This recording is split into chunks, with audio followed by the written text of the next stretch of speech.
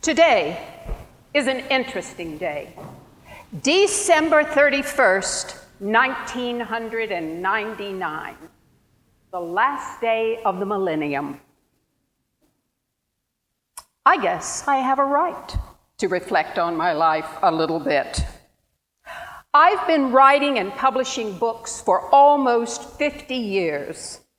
3 novels, 3 biographies, 2 histories, 2 collections of essays, a memoir, which I wrote at age 24, a book of poetry, The French Broad. Yes, I said the French Broad.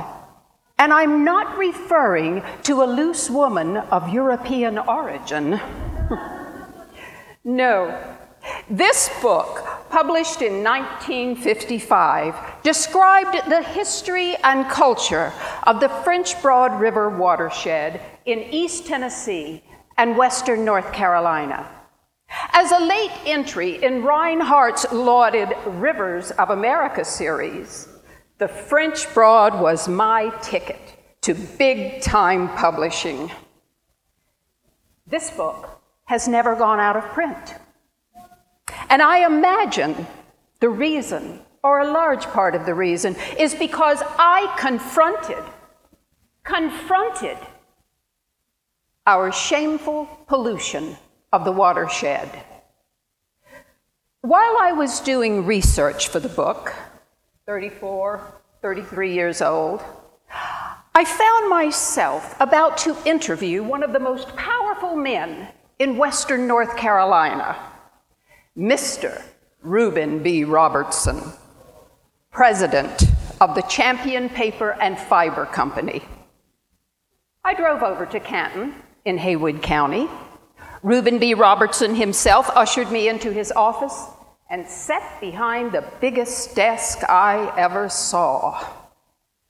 I asked him about the French Broad's biggest tributary, the Pigeon River, which his plant turned into black water every day, filled with cancer-causing dioxin and topped off with a meringue slime. He talked, and I listened, and I asked questions, and I took notes. When I was about to leave, he said, "Miss Stokely, just one more thing. Be kind to us. Be kind." Well, that made me mad. And the more I thought about it, the madder I got. I decided to pull no punches. Water is a living thing. It is life itself. In it, life begins, and everything that lives in water requires oxygen. Water can carry off great loads of humanity's leavings, but here the struggle between life and death begins.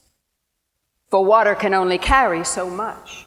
And as the oxygen is used up by waste, the living creatures in water begin to die.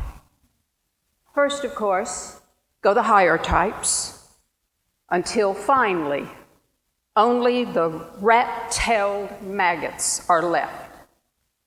And then, nothing.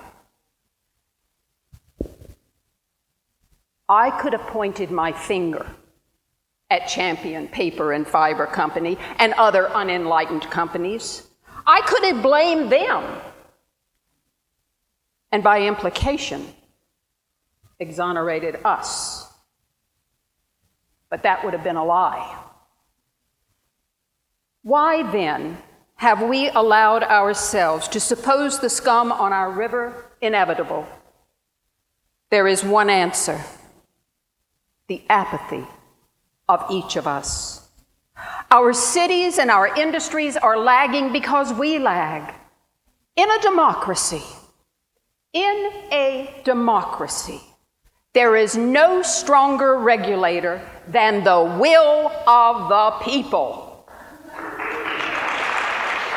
beautiful people, fine people, clean or dirty people, the people.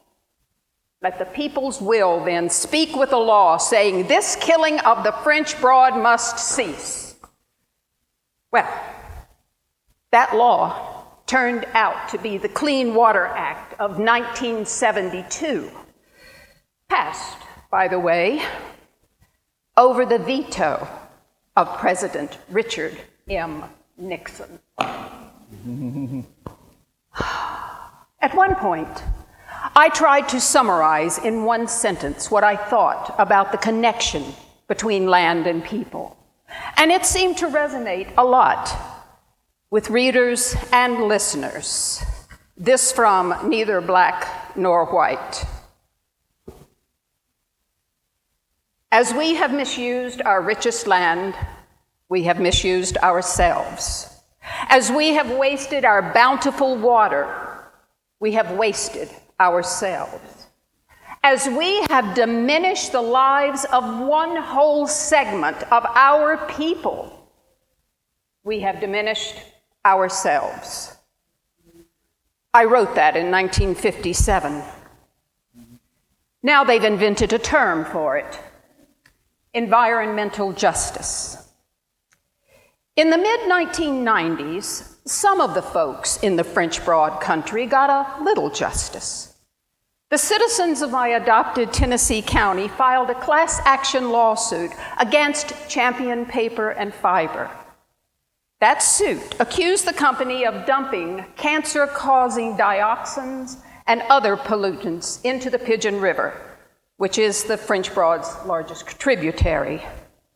My own two sons crossed the Pigeon River every day when they walked to and from Newport Grammar School.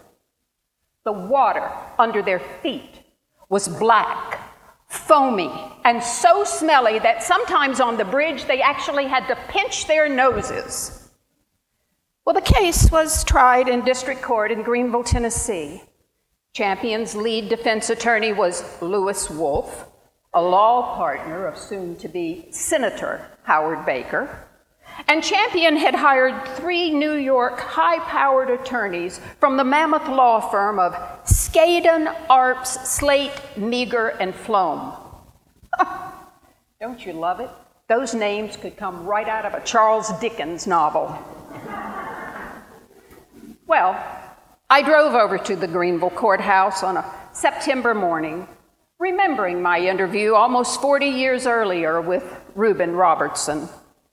I was the first witness called for the prosecution, and in my testimony, I took everyone back to that day in 1954, when I, the budding writer, asked the seasoned executive why Champion did not clean up the Pigeon River.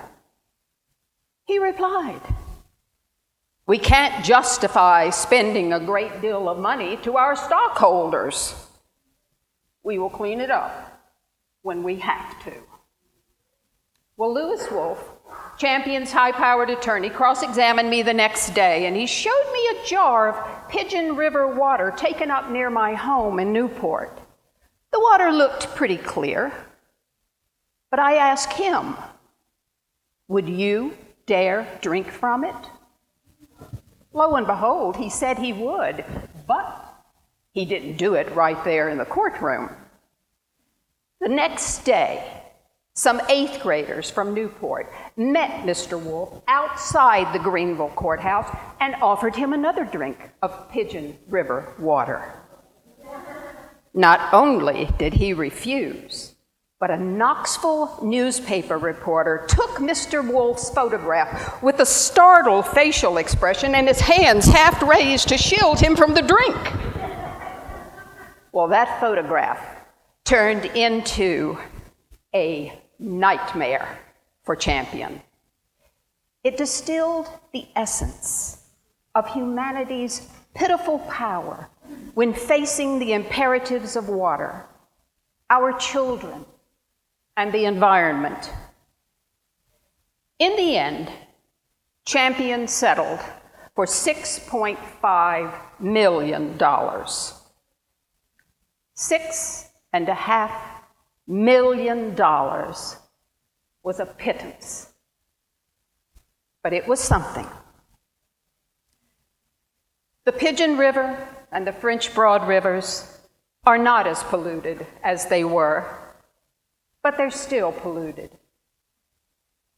If we care about people, no matter whether they live in Western North Carolina or East Tennessee, we need to care about the water quality of the French Broad River watershed.